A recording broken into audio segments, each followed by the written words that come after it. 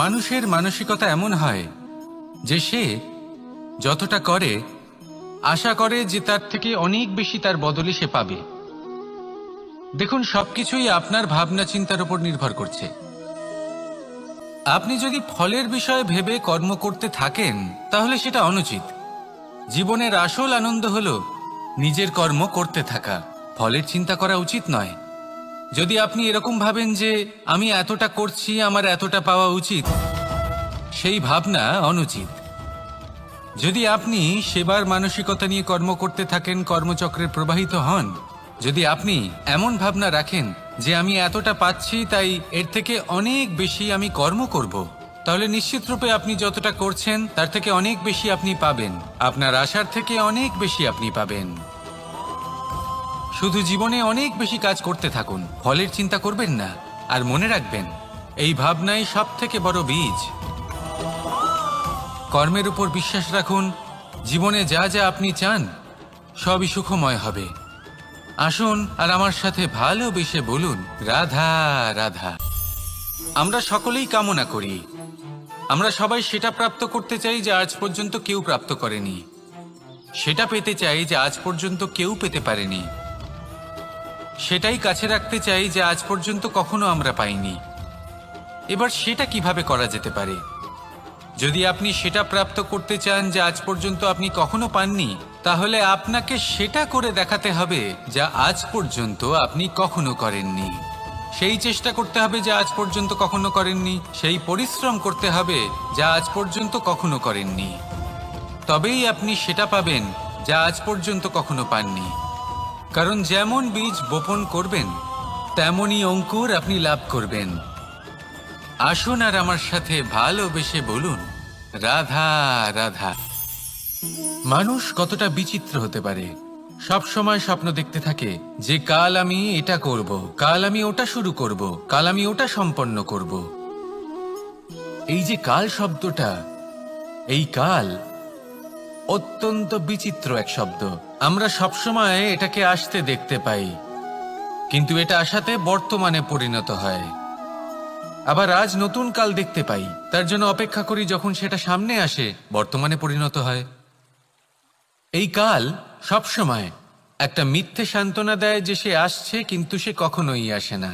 যেটা আপনার হাতে রয়েছে তা হলো আজ, বর্তমান। তাই যা করার আছে, যা সম্পন্ন করতে চান, যা শুরু করতে চান, আজ করুন, বর্তমানে করুন। কারণ আজ আপনি যা করবেন সেটাই আপনার ভবিষ্যৎ নির্ধারিত করবে। ভবিষ্যতের বিষয় ভাবতে থাকলে ভবিষ্যৎ সুন্দর হবে না। আজ কর্ম করতে হবে। তাই আজ বর্তমানে জীবনযাপন করুন, কর্ম করুন, আর আমার সাথে ভালোবেসে বলুন, রাধা রাধা। কথায় আছে, যখন আপনি যুদ্ধক্ষেত্রে দাঁড়িয়ে তখন শত্রুকে পিঠ দেখিয়ে পালিয়ে যাওয়া বা পিছু হটে যাওয়া অত্যন্ত অনুচিত যুদ্ধনীতি হয়। কথায় আছে যে শ্রেষ্ঠ যুদ্ধ নীতি হলো সেটাই যেখানে আপনি অস্ত্র হাতে নিয়ে এগিয়ে যান, সাহসের সাথে যুদ্ধ করে শত্রুকে পরাস্ত করে ফিরে আসেন। আর সেটাই আমি করেছিলাম। তখন মহাভারত রচনা হয়েছিল, কারণ তখন ধর্মরক্ষা করা আবশ্যক ছিল। কিন্তু এমনও একটা সময় ছিল যখন আমি যুদ্ধ থেকে পালিয়েছি, কারণ তখন প্রজাদের সুরক্ষা বেশি গুরুত্বপূর্ণ ছিল। আমার গায়ে যুদ্ধ বিমুখ হবার কলঙ্ক লাগিয়েছিল। কিন্তু ঠিক আছে, আমি সেটাই করেছিলাম যেটা প্রয়োজনীয় ছিল। শ্রীরামও লঙ্কা গিয়ে রাবণকে হত্যা করার পূর্বে 4 মাস ধরে অপেক্ষা করেছিলেন। অপেক্ষায় ছিলেন কবে সেই সেতু সম্পন্ন হবে। তারপরে গিয়ে রাবণকে পরাস্ত করলেন, তাকে বধ করলেন। জীবনে কখনো কখনো থেমে যাওয়া বা পিছু হটে যাওয়া কার্যকর হতে পারে। এটা প্রত্যেক সময়ের উপরে নির্ভর করে। শত্রু যে কেউ হতে পারে, যখন খুশি আক্রমণ করতে পারে। কোনো মানুষ হতে পারে, আবার কোনো দানবও হতে পারে। আমাদের নিজেদের মানসিকতা হতে পারে, কোনো অসুখ হতে পারে, মহামারীও হতে পারে। সেক্ষেত্রে সেটাই করুন যেটা উচিত মনে হয়। দেখুন, প্রত্যেকবার নারায়ণ তো আপনাকে সাহায্য করতে আসবেন না। অনেক সময় মানুষকে নিজেকেই সেই বাধার সম্মুখীন হয়ে তাকে পরাস্ত করতে হয়। আর এমনিতেও কথায় আছে যে প্রত্যেক নরের মধ্যে নারায়ণ আছেন। তাই অন্তরের নারায়ণকে জাগ্রত করুন আর যা সমস্যা আছে তাকে সমাপ্ত করে ফেলুন, তা সে যতই পিছু হটে করতে হোক না কেন। আসুন আর আমার সাথে ভালোবেসে বলুন, রাধা রাধা। মানুষ সত্যের সাথে অবগত হবার জন্য ব্যাকুল হয়ে থাকে, চিরকাল চেষ্টা করতে থাকে। জন্ম থেকেই তার মনে এই ইচ্ছে জাগ্রত হয় সত্যিটা কি সেটা জানতে। এবার এই ইচ্ছে এটা পূর্ণ কিভাবে করা যেতে পারে? কারণ মনে হয় যে জ্ঞান অর্জন করলেই এই ইচ্ছে পূর্ণ হতে পারে, তাই কেউ কেউ জ্ঞানের পেছনে ছুটতে থাকেন। কেউ এটা ভাবেন যে এই ইচ্ছে পূর্ণ করা যেতে পারে ধন আর শক্তির দ্বারা, তাই তারা ধন আর শক্তি প্রাপ্ত করতে চান। কেউ আবার ভাবেন যে অন্তরের মন্থন দ্বারা এটা সম্ভব হতে পারে। এবার এটাও সত্যি যে মন্থন করলে অমৃত লাভও সম্ভব হতে পারে, কিন্তু তার জন্য এই মন্থন করার জন্য একটা উচিত দিকে অগ্রসর হওয়া প্রয়োজনীয়। উচিত সংযমের দ্বারা সামনে এগোতে হবে, আর কোনো আশা না করে সামনে এগিয়ে যেতে হবে, তবেই এটা সম্ভব হতে পারে। একটা বাদ্যযন্ত্রের কথা ভেবে দেখা যাক। তার থেকে সুর তখনই নির্গত হয় যখন তার তারগুলি ঠিক করে বাঁধা হয়। যদি বেশি বেঁধে ফেলা হয় তাহলে তার ছিঁড়ে যেতে পারে, আর যদি ঢিলে থেকে যায় তাহলে তার থেকে উচিত সুর নির্গত হবে না। একটা অত্যন্ত গুরুত্বপূর্ণ কথা মনে রাখবেন, সত্যকে লাভ করার প্রাথমিক আধার হল অনুশাসন। জীবনে এই অনুশাসন আনুন, সত্য আপনা আপনি আপনার কাছে চলে আসবে, আর এই মন প্রসন্ন হয়ে বলবে, রাধা রাধা। আকাঙ্ক্ষা কখন লোভে পরিণত হয়ে যায় তা কেউ বলতে পারে না। এবার তার পরিণাম কি হতে পারে তাও আমরা কেউ জানি না। আজ আমি আপনাকে বলছি, কোনো ব্যক্তি সবথেকে বেশি ক্ষতির সম্মুখীন তখনই হয় যখন সে এটা মনে করে যে সে সবথেকে বেশি সুরক্ষিত স্থানে রয়েছে। সে ভাবে যে সে সেখানে সুরক্ষিত রয়েছে। সে তখন অসাবধান হয়ে পড়ে, আর তখনই তাকে জীবনের সবথেকে বড় ক্ষতির সম্মুখীন হতে হয়। নিঃস্ব হয়ে যাওয়ার পরিস্থিতি কোনো মানুষের জীবনে তখনই আসে যখন তার কাছে প্রচুর সম্পত্তি থাকে এবং সে তার থেকেও অনেক বেশি সম্পত্তি অর্জন করতে চায়। সেই অনেক বেশি সম্পত্তি অর্জন করার চেষ্টায় সে এমন কিছু করে বসে যার ফলে তাকে সমস্ত সম্পত্তি হারাতে হতে পারে। একজন রচনাকার নিজেই নিজের প্রতিভা একদম শেষ করে দিতে পারে যখন সে অনেকগুলো কাজ নিজের কাঁধে নিয়ে নেয়। একটা গুরুত্বপূর্ণ কথা সবসময় মনে রাখবেন, আজ আপনি যেখানেই থাকুন না কেন, যেমনই যে কোনো স্থানেই থাকুন না কেন, এর পেছনে আপনার আকাঙ্ক্ষার একটা বিশাল ভূমিকা রয়েছে। কিন্তু মনে রাখবেন, আপনাকে শিখতে হবে যে কখন আর কিভাবে নিজের উচ্চাকাঙ্ক্ষাগুলিকে লাগাম পরাতে হবে, কারণ এটা অত্যন্ত আবশ্যক। তাই আসুন আর আমার সাথে ভালোবেসে বলুন, রাধা রাধা। সংসারের বিভিন্ন ক্ষেত্রে আপনি অনেক কিছুই দেখতে পাবেন, যে কোনো খেলা, কোনো নাটক দেখতে পাবেন, কেউ কোনো খেলা খেলছে তা দেখতে পাবেন, আর দর্শকগণ এই দেখে অত্যন্ত আনন্দ লাভ করেন, হাততালি দিতে থাকেন, প্রশংসা করতে থাকেন, নিজের অন্তরের উৎসাহ প্রকাশ করতে থাকেন। কি দেখে করেন? সেই সমস্ত খেলোয়াড়দের দেখে করেন যারা এই খেলাটা খেলছে, তাই না? কিন্তু অনেক সময় সেই খেলোয়াড়রা সেই খেলার আনন্দ উপভোগ করতে পারেন না, কারণ ওনারা চাপা পড়ে যান তাদের কামনার চাপে।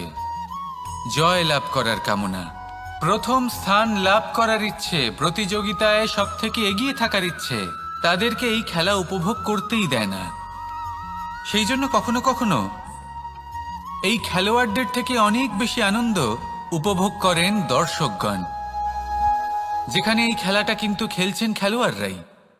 আমি এটা বলছি না যে এই ইচ্ছে, এই আকাঙ্ক্ষা অনুচিত না, কিন্তু তার সাথে সেই খেলা, সেই কর্মের আনন্দ উপভোগ করাও অত্যন্ত গুরুত্বপূর্ণ। তাই সেটা উপভোগ করুন। যে উৎসাহ আপনি উপভোগ করছেন তা যাপন করা অত্যন্ত গুরুত্বপূর্ণ। দেখুন, সত্যি বলতে এটা কিন্তু আপনার অধিকারও বটে। আপনি যে কর্ম করছেন তার ফল তো আপনি অবশ্যই পাবেন, সেটা যখন আপনি পাচ্ছেন তখন আপনার তা উপভোগ করা উচিত। সেটাই করুন। জীবনে সফলতা এবং অসফলতা এরা আসা যাওয়া করতে থাকে। যখন সাফল্য আসবে তখন তা উপভোগ করুন, যখন অসফলতা আসবে তখন তার থেকে শিক্ষা লাভ করুন। সাফল্য আপনার কাছে আবার ফিরে আসবে। আর এই মন, আপনি তো জানেন, এই মন প্রসন্ন হয়ে বলবে রাধা রাধা। ভোজন, এই সংসারে যেই হোক না কেন, কোনো মানুষ হোক, কোনো প্রাণী হোক, কোনো কীট হোক বা কোনো বনস্পতি হোক, প্রত্যেকের জন্য ভোজন অতি আবশ্যক। কারণ ভোজন থেকেই শক্তি পাওয়া যায়, আর সেই শক্তি দিয়েই সংসারের, আমাদের জীবনের সমস্ত কার্য করা যায়। এবার এমন এক ধরনের শক্তি হয় যা শীতের ঋতুতে সূর্য থেকে আমরা পেয়ে থাকি, আর আরেক ধরনের উত্তাপ হয় যা দিয়ে ভোজন রান্না করা হয়, সুস্বাদু নানান ধরনের ভোজন। এবার অত্যন্ত গুরুত্বপূর্ণ হলো যে ব্যক্তি সেই ভোজন বানাচ্ছেন তার মানসিক পরিস্থিতি এবং সেই ব্যক্তি যিনি ভোজন গ্রহণ করছেন তার মানসিক অবস্থা। যখনই আপনি ভোজন বানাচ্ছেন তখন ভালোবাসার সাথে কাজটা করুন, ধন্যাত্মক ভাব নিয়ে, সৎ ভাবনার সাথে। কারণ আপনার এই মানসিক স্থিতি শক্তির আকারে সেই খাদ্যের সাথে মিলেমিশে যায়। আর যখনই আপনি ভোজন গ্রহণ করছেন তখন সদ্ভাবনার সাথে, প্রসন্নতার সাথে গ্রহণ করুন, ধন্যাত্মক ভাব নিয়ে। যদি আপনি প্রসন্নতার সাথে রান্না করেন, প্রসন্নতার সাথে খাদ্য গ্রহণ করেন, তাহলে আপনি প্রসন্নই থাকবেন। আর মন সুপ্রসন্ন হয়েই বলবে রাধা রাধা। কখনো কোনো চাতক পাখিকে দেখেছেন? কথায় আছে যে বছরে মাত্র একবার সে তার তৃষ্ণা মিটিয়ে থাকে, আর তাও আকাশে ভেসে থাকা মেঘের দ্বারা ঘটানো বৃষ্টির জলের ফোঁটা থেকে। আর কোথাও থেকে সে তার তৃষ্ণা পূরণ করে না। সারা বছর সে নিদারুণ গরম সহ্য করে, তীব্র শীতও সহ্য করে, শুধু এই আশা নিয়ে যে বছরে একবার অন্তত সেই মেঘের ঘন ঘটা হবে, বৃষ্টি হবে, আর সে তার তৃষ্ণা নিবারণ করবে। এটা আসলে কি? এটা আসলে বিশ্বাস। সেই বিশ্বাস যে বছরে একবার সেই মেঘ আসবে তৃষ্ণা নিবারণ করতে। যেমন দেখুন, একটা সূর্যমুখী ফুল সারা রাত অন্ধকারের সাথে যুদ্ধ করে, কারণ তার বিশ্বাস যে ভোরবেলায় সূর্য তাকে অবশ্যই দর্শন দেবেন। সেটাও বিশ্বাস ছিল যার উপর ভরসা করে মনু একটা নৌকা নিয়ে বেরিয়ে পড়েছিলেন এবং সমস্ত সৃষ্টিকে প্রলয়ের হাত থেকে বাঁচিয়েছিলেন। সেটাও ছিল ভালোবাসার প্রতি বিশ্বাস, যার উপর ভরসা করে বানর এবং ভাল্লুক সেনা নিয়ে শ্রীরাম আক্রমণ করেছিলেন সমস্ত বরদানপ্রাপ্ত অসুরগণ এবং রাক্ষসগণের লঙ্কায়, এবং জয় লাভ করেছিলেন। এই বিশ্বাসই হলো এই বিশ্বের আশা। বিশ্বাস রাখুন যে আপনি হলেন সর্বশ্রেষ্ঠ এবং শুধুই নিজের কর্ম করতে থাকুন। এই বিশ্বাসের আশাই আপনাকে প্রতি মুহূর্তে বল প্রদান করবে। এ হলো আমার বিশ্বাস। আসুন আর আমার সাথে ভালোবেসে বলুন রাধা রাধা। সৌন্দর্য। মানুষ নিজের সৌন্দর্যের বিষয়ে কতটা ভাবে, চায় যে সে সব থেকে বেশি রূপবান হবে, সব থেকে বেশি সুন্দর হবে। কিন্তু সৌন্দর্যের পরিভাষা কি তা কি সে জানে? কোনো মাকে জিজ্ঞেস করুন, ওনার জন্য সৌন্দর্যের পরিভাষা ওনার সন্তান।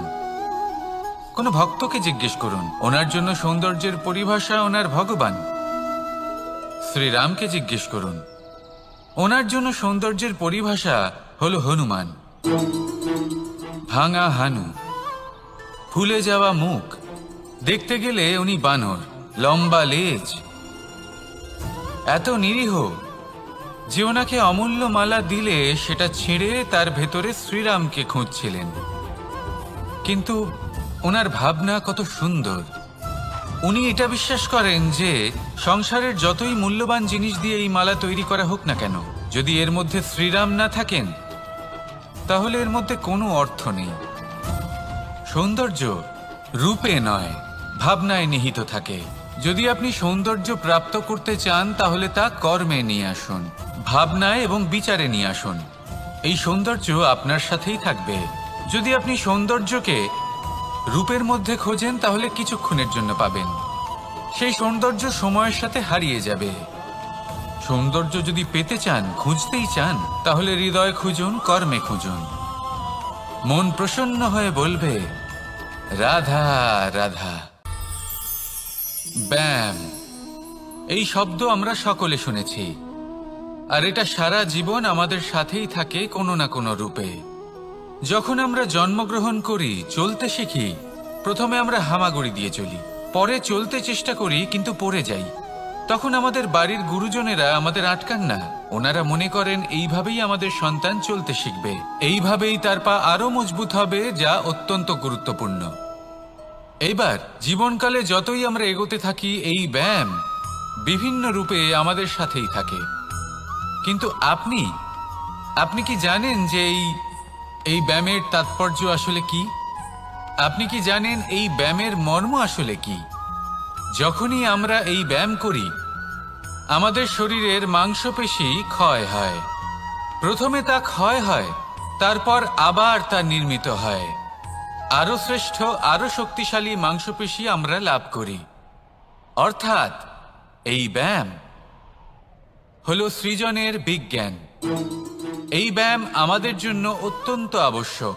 সেই জন্য জীবনে যখনই কোনো কিছু নষ্ট হয়ে যায়, চলে যায়, তখন হতাশ হয়ে পড়বেন না, তাকে পুনর্নির্মাণ করার চেষ্টা করবেন। আর এই শিক্ষা আমরা লাভ করি পাখিদের থেকে। যখনই বর্ষা হয়, ঝড় আসে, যখন পাখির বাসা ভেঙে চুরমার হয়ে যায়, তারা হার মেনে নেয় না। সে আবার অল্প অল্প করে সব খুঁজে একত্রিত করে আবার নিজের বাসা বানিয়ে তোলে, পুনরায় এক জীবনকে জন্ম দেয়, এক নতুন পরিবারকে জন্ম দেয়।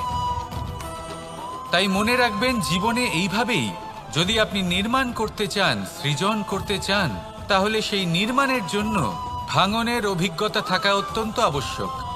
ভগ্ন বস্তুকেও সম্মান করা অত্যন্ত আবশ্যক। এই আচরণ মনে নিয়ে আসুন, মন প্রসন্ন হয়ে বলবে রাধা রাধা। মানুষ ছোট হোক বা বড়, রাজা হোক বা দরিদ্র, সমস্ত মানুষের মধ্যে একটা সামঞ্জস্য থাকে। সমস্ত মানুষের কাছে তার প্রশংসা অত্যন্ত গুরুত্বপূর্ণ। সে খুবই প্রসন্ন হয় যদি আপনি তার প্রশংসা করেন।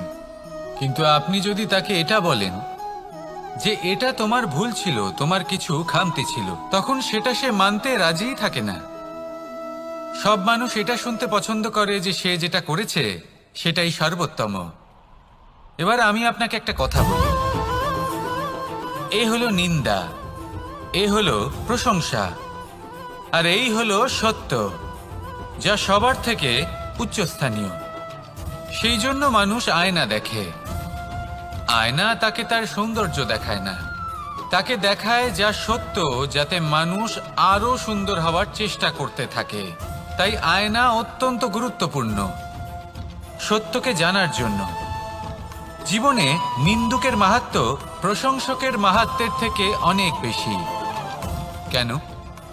কারণ তারা আপনাকে আপনার খামতি দেখায়, আপনার ভুলগুলো বুঝিয়ে দেয়, আপনাকে একটা সুযোগ দেয় নিজেকে শুধরে নিতে, নিজেকে আরো শ্রেষ্ঠ করে তুলতে, যা প্রশংসক করতে পারে না।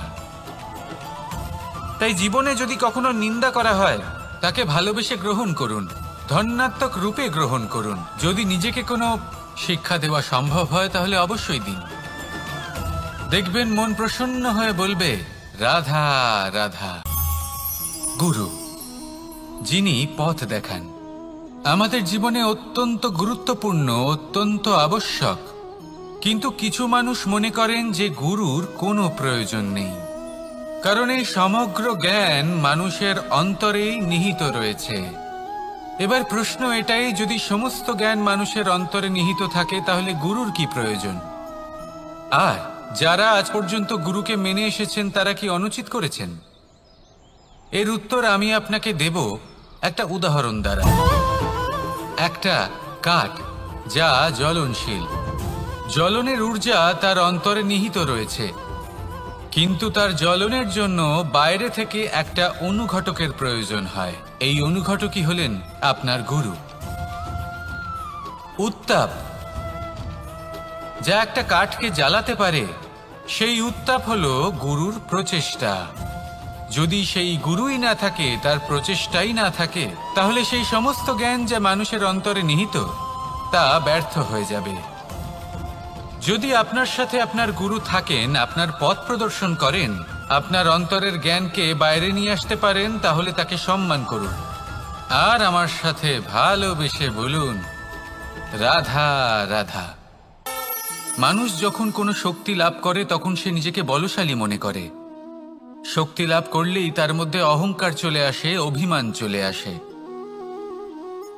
তার কারণ হলো সে একটা সহজ কথা বুঝতেই পারে না। এই সব যা হচ্ছে সময়ের জন্য হচ্ছে। সময়ের থেকে বেশি বলশালী আর কেউ নেই। এই সময়ের জন্যই রাবণ ভক্তি দ্বারা কৈলাস পর্বত তুলে নিয়েছিলেন। আবার সেই সময়ের জন্যই, সেই কারণেই রাবণকে বধ হতে হলো। তার সাথে সাথে রাক্ষস কুলও ধ্বংস হয়েছিল এবং লঙ্কাও ভস্ম হয়ে গেছিল। দেখতে গেলে জন্ম থেকে মৃত্যু পর্যন্ত এই যে সময়, সেটাই হলো জীবন। কিন্তু তার মধ্যেও যা সময় আসে কোনো কারণেই আসে। সেই সময় আমরা যাপন করে কিছু শিখতে পারি। তাই আজ যে সময় আপনার হাতের কাছে আছে তাকে মুষ্টিবদ্ধ করে রাখুন, তাকে সামলে রাখুন, তাকে সংযত করে রাখুন, অনুভব করুন, তার থেকে কিছু শিখুন, তাকে কোনোভাবেই ব্যর্থ হতে দেবেন না। আর এটা জেনে রাখুন যে ভবিষ্যতে যা কিছু হতে পারে, যা কিছু হতে চলেছে, সেটা না আপনি জানেন আর না তা আপনার বশে রয়েছে। সেই জন্য আজ অহংকার বা অভিমান করে নিজের ভবিষ্যতের ক্ষতি করবেন না, সেই অনর্থ ঘটাবেন না। এটাই হলো সময়ের অর্থ। আসুন আমার সাথে ভালোবেসে বলুন, রাধা রাধা। পরিকল্পনা অত্যন্ত গুরুত্বপূর্ণ, এটা আমাদের জীবনে অত্যন্ত আবশ্যক, এটা আমাদের জীবনে। কিন্তু এই পরিকল্পনা ঠিক কতটা হওয়া উচিত, অর্থাৎ এই পরিকল্পনার সম্পর্কে কতটা চিন্তা করা উচিত, কতটা ভবিষ্যতের বিষয়ে চিন্তা করা উচিত। এবার দূরদর্শিতা অত্যন্ত বিশিষ্ট গুণ মানব জীবনে, কিন্তু দূরদর্শিতায় এতটাও মগ্ন হওয়া উচিত নয় যে কাছের জিনিসগুলোই নজরে না পড়ে। আজকের কথা বাদ দিয়ে শুধুই ভবিষ্যৎ নিয়ে চিন্তা করা অনুচিত। এবার দেখুন, পরিকল্পনা করুন, কিন্তু তার থেকে বেশি উপভোগ করুন। এই মুহূর্ত সম্পর্কে অবগত নয়, কিন্তু ভবিষ্যতের কথা আমরা চিন্তা করতে থাকি। আমি এটা অনুভব করতে চাই, ওইটা অনুভব করতে চাই, ওই আনন্দ প্রাপ্ত করতে চাই। এটা অনুচিত। পরিকল্পনা করুন, সংযত করুন, কিন্তু আজকে, বর্তমানকে, এই মুহূর্তকে। জীবনের বাস্তবিক আনন্দ এটা, আর জীবনযাপনের সব থেকে শ্রেষ্ঠ পথও এটা। আসুন আমার সাথে ভালোবেসে বলুন, রাধা রাধা। বিপদ আপদ আপনাকে সন্ত্রস্ত করে রাখতে পারে, কিন্তু এই বিপদ প্রত্যেকের জীবনে কোনো না কোনো কারণে থাকে। এটা আপনাকে দেখায় যে আপনার মধ্যে কি খামতি রয়েছে, কেন রয়েছে। এই বিপদ হলো সেই মাধ্যম যার দ্বারা আপনি নিজের দুর্বলতাকে নিজের শক্তিতে পরিবর্তন করতে পারেন। একটা ফুলের দিকে তাকান। একটা ফুল, তার বুকে যখন একটা সূচ বিঁধে এপার ওপার হয়ে যায়, শুধু তখনই আমাদের প্রভুর জন্য ফুলের মালা তৈরি করা যায়। সেই জন্য কখনোই বিপদকে ভয় পাবেন না, তার থেকে দূরে পালাবেন না, একে স্বাগত জানান। বোঝার চেষ্টা করুন এই বিপদ কেন আছে। যদি বিপদকে বুঝতে পারেন তবেই জীবনকে বুঝতে পারবেন। যদি জীবনকে বুঝতে পারেন তবে এই বিপদকে সম্পদে পরিণত করতে পারবেন। আসুন আর আমার সাথে ভালোবেসে বলুন, রাধা রাধা। কখনো কখনো মনে এই ভাবনা আসতেই পারে যে ঈশ্বর আজ পর্যন্ত এত রূপে অবতীর্ণ হয়েছেন, এতবার এই পৃথিবীতে এসেছেন, তারপরেও এই সংসারে কোথাও না কোথাও এই পাপ বসবাস করে। এটার কারণ কি? এটার কারণ আমরা স্বয়ংই। যখন কোনো ব্যক্তি এই পৃথিবীর পথপ্রদর্শন করে, এই সংসারকে উচিত দিশা দেখায়, এই সংসারের মঙ্গল করে, আমরা সেই ব্যক্তিকে মানুষ থেকে ঈশ্বর বানিয়ে ফেলি। সেই ব্যক্তির পতন স্বয়ং আমাদের হাতেই হয়ে যায়, কারণ সেই ব্যক্তি তার শ্বাস প্রশ্বাসের জন্য হয় না। সেই ব্যক্তি হলো সেই ভাবনা যা সে এই সংসারকে প্রদান করেছে। আমরা সেই ব্যক্তির ভাবনাটারই অন্ত করে দিই। এটা উচিত নয়। আমরা ওনাকে প্রভু মেনে নিই। প্রভু মানার পর আমরা ওনার কাছে প্রার্থনা করি, হে প্রভু আমাদের সাহায্য করুন। যদি উনি প্রভুও হন, তাও উনি পৃথিবীতে এসেছেন মনুষ্য রূপে। যা কর্ম করেছেন, যা শক্তি প্রাপ্ত করেছেন, এই দেহ থেকেই প্রাপ্ত করেছেন। আপনাদের এটা বোঝানোর জন্য যে এই কাজ আপনিও করতে পারেন। যারা সৎ আত্মা থাকেন তাদের জন্য সর্বশ্রেষ্ঠ শ্রদ্ধাঞ্জলি হলো এটাই যে আপনি তাদের পদচিহ্ন অনুসরণ করে চলুন। না ওনাদের স্মরণে থাকুন, না পুষ্পের মালা ওনাদের চরণে রাখুন, বরং তাদের ভাবনাকে অনুসরণ করে সেই ভাবনা নিয়ে এগিয়ে চলুন। এটা না শুধু আপনার জন্য, বরং সমগ্র সংসারের জন্য লাভদায়ক। তাহলে এটাই করুন আর আমার সাথে ভালোবেসে বলুন, রাধা রাধা। যখন কঠোর রোদে আমাদের শরীর উত্তপ্ত হয়ে যায়, আমরা গরম অনুভব করি, তখনই যদি বর্ষা হয় আর বৃষ্টির জলের ফোঁটা আমাদের শরীরে এসে পড়ে, তখন কেমন অনুভূতি হয়? বর্ষার এই জলের ফোঁটা যখন ধরিত্রীতে পড়ে, তখন যে নাদ উৎপন্ন হয়, মনে হয় যেন এক সঙ্গীত। এমন এক সঙ্গীত যা স্থিরতার সাথে আমাদের বুঝিয়ে দেয় যে এই সূর্যের উত্তাপ, এই রোদ, তা চিরকালের জন্য থাকবে না। সূর্যের কিরণের যতই তেজ থাকুক, যখন বর্ষা আসবে এই রোদের কিরণকে শীতল করবে। সূর্যের তেজ যতই বেশি হোক না কেন, কখনো না কখনো কালো মেঘ আসবে আর সূর্যকে ঢেকে দেবে। অর্থাৎ এই প্রকৃতি আমাদের শিক্ষা দেয় যে কারোর প্রকাশ, যে কারোর মেধা চিরকাল টিকে থাকে না। এবার যদি কথা বলি অন্ধকারের বিষয়ে, তবে রাত্রির কালো অন্ধকারকে একটা জোনাকির আলো পরাজিত করে। অর্থাৎ অন্ধকারও চিরকালের জন্য বজায় থাকে না। এটা কি আমরা বুঝলাম? তবে আপনাদের দুটো সহজ প্রশ্ন করব। জীবনে যখন কিছুই আপনাদের সাথে চিরকাল থাকবে না, তাহলে অহংকার কি নিয়ে? আর জীবনে যদি প্রত্যেক দুঃখ, বিপদ, সমস্যা একটা সময়ের পর আপনাকে ছেড়ে চলে যায়, তাহলে পরাজয় মানবেন কেন? এই দুশ্চিন্তা ত্যাগ করুন, এই অহংকার ত্যাগ করুন, আসক্তি ত্যাগ করুন আর আমার সাথে ভালোবেসে বলুন, রাধা রাধা। পুরুষার্থ। শাস্ত্রে 4 ধরনের পুরুষার্থের কথা বলা হয়েছে। প্রথম হলো ধর্ম। আপনি কি জানেন এই ধর্ম আসলে কি? আপনার কি মনে হয় ধর্ম আসলে কি?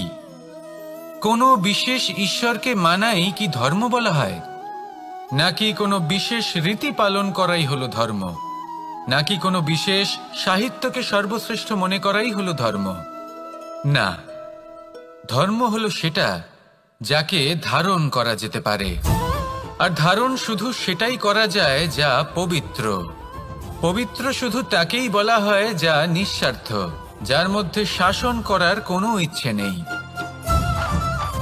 যা সরলভাবেই প্রবাহমান, জল এবং বায়ুর মতো। যখন কোনো ব্যক্তি ধর্মকে ধারণ করেন এবং সেই ধর্ম সেই ব্যক্তিকে রক্ষা করে, তখন তাকে ধর্ম বলা হয়। ধর্ম যা রক্ষা করে অহংকার থেকে, খারাপ চিন্তার হাত থেকে। সেই জন্য পুরুষার্থ গড়ে তোলার আগে, ধর্ম পালন করার আগে ধর্মের প্রকৃত অর্থ কি সেটা বুঝে নিন। এটা জেনে রাখুন যে সমস্ত ধর্মের আধার, সমস্ত ধর্মের ভিত শুধুমাত্র ভালোবাসা। আসুন আর এই ভালোবাসার সাথেই বলুন, রাধা রাধা। অর্থ। দ্বিতীয় পুরুষার্থ। এই অর্থ বলতে বেশিরভাগ মানুষই ধন মনে করেন, কিন্তু যদি অর্থের তাৎপর্য শুধুমাত্র ধন হয় তাহলে তা কিন্তু অত্যন্ত অনর্থকারী। তাহলে অর্থের অর্থ কি? অর্থ সেটাই যা আমাদের জীবনের জন্য প্রয়োজনীয়, যা আমাদের সুখ দান করে, শান্তি প্রদান করে, কারণ সেটাই সবথেকে মূল্যবান। মাতা পিতা, বন্ধু, আত্মীয় স্বজন, গুণ, পুণ্য, জ্ঞান, এই সব কিছু মিলে অর্থ তৈরি হয়। আর সঠিকভাবে বলতে গেলে এটাই কিন্তু জীবনের আসল অর্থ। তাহলে আসুন আমার সাথে ভালোবেসে বলুন, রাধা রাধা। এটা সেই ফল যেটা গাছের সবচেয়ে উঁচু ডালে পাওয়া যায়, কিন্তু যখন এটা খসে পড়ে তখন এটা আকাশের দিকে যায় না যা ওপরে আছে, সে যায় সেই ভূমির দিকে যে নিচ থেকে তার দিকে তাকিয়ে থাকে। কেন? কারণ এই ফলের নিজের উচ্চতার ধারণা মাটির থেকে নিজের দূরত্ব দেখে হয়। এই ব্যাপারটাই আমাদের মানুষের জন্যও খাটে। যদি আপনি সম্পন্ন হন তাহলে তাদের সাহায্য অবশ্যই করবেন যাদের সামর্থ্য আপনার থেকে কম, যাদের সাহায্যের অত্যন্ত প্রয়োজন। আপনার সামর্থ্য বেশি কারণ তাদের আপনার থেকে সামর্থ্য কম। দেখুন, জীবনে আনন্দ শুধু বড় হওয়ায় নয়, বরং তাদের সাহায্য করেও আছে যারা কোনো কারণবশত আপনার থেকে নিচে রয়ে গেছেন। আর যখন একটা ফল এই কথাটা বুঝতে পারে তখন আপনি নয় কেন? রাধা রাধা। সময় বড়ই বিচিত্র অনুভব দেয়। যখন অপেক্ষা করছেন তখন অনেক লম্বা হয়ে যায়। প্রতিটা মুহূর্ত একটা গোটা দিনের মতো মনে হয়।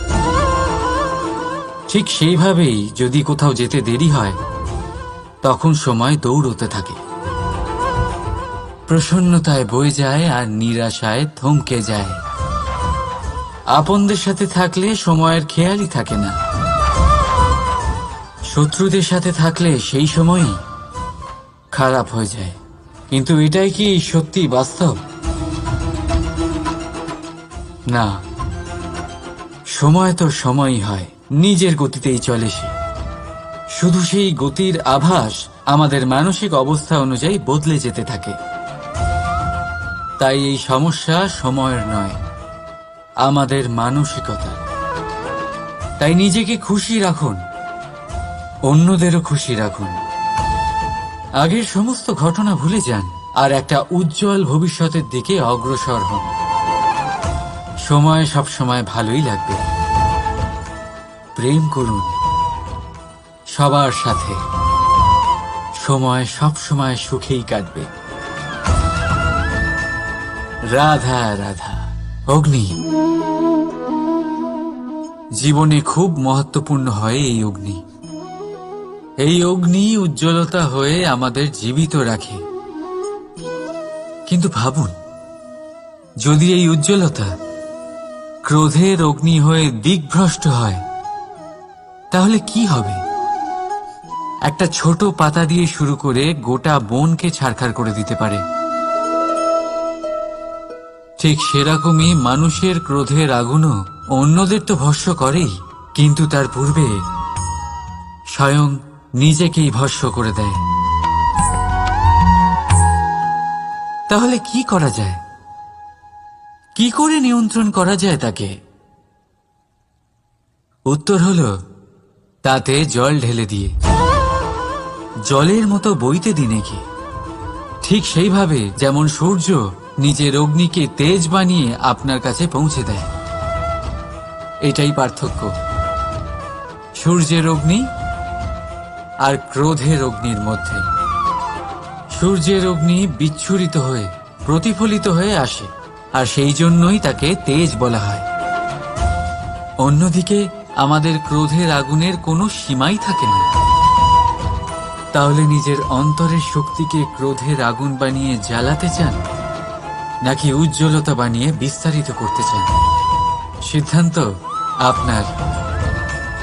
রাধা রাধা। এই সংসার অনেকটাই বড়, আর আমরা তার কাছে অত্যন্ত নগণ্য। এই সংসারে এমন অনেক মানুষ পাওয়া যায় যারা বোঝান যে এই সংসারটা কতটা বড়, কতটা অদ্ভুত, কতটা সুন্দর। আর এই সংসার রচনা করে পরমেশ্বর কত মহান এক কাজ করেছেন।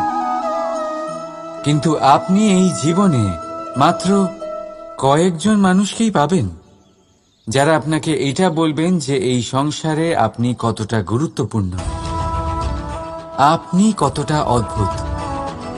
যদি আপনি তাদের সাথে থাকেন তাহলে তারা নতুন কিছু সৃষ্টি করতে পারেন, এই সংসারকে আরো কতটা পবিত্র করতে পারেন। তাই এই সংসারকে গুরুত্ব না দিয়ে সেই মুষ্টিমেয় কিছু মানুষকে গুরুত্ব দিন, কারণ তারাই হলো আপনার আপনজন, আর তারাই আপনাকে সঠিক পথে চালিত করবে। মানুষকে তো বর্ষার স্রোতও বয়ে নিয়ে যেতে পারে, তাকে সাগরও ডুবিয়ে দিতে পারে, কিন্তু গঙ্গা জল সবচেয়ে বেশি শুদ্ধ, কারণ তার কয়েক ফোঁটা মানুষকে মুক্ত করে দেয়। রাধা রাধা। এ হলো একটা পাতলা সুতো। ভাবছি যদি এটা দিয়ে আমি পোশাক বানাই তাহলে নিজের জন্য কত সুন্দর একটা পোশাক বানাতে পারবো, কিন্তু যদি এটা আমি... চিন্তা করবেন না,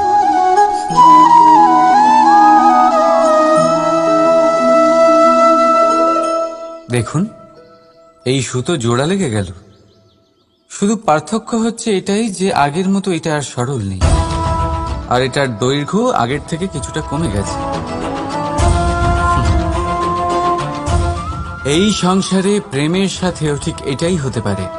প্রেমের এই সুতো যা দুই মানুষকে একসাথে বেঁধে রাখে, অহংকার আর স্বার্থের আঘাত সে সহ্য করতে পারে না, ছিঁড়ে যায়। চেষ্টা করলে আবার এই সম্পর্ক হয়তো জোড়া লাগতে পারে, কিন্তু তা আগের মতো কখনোই থাকে না, কারণ মনে গিট পড়ে যায়।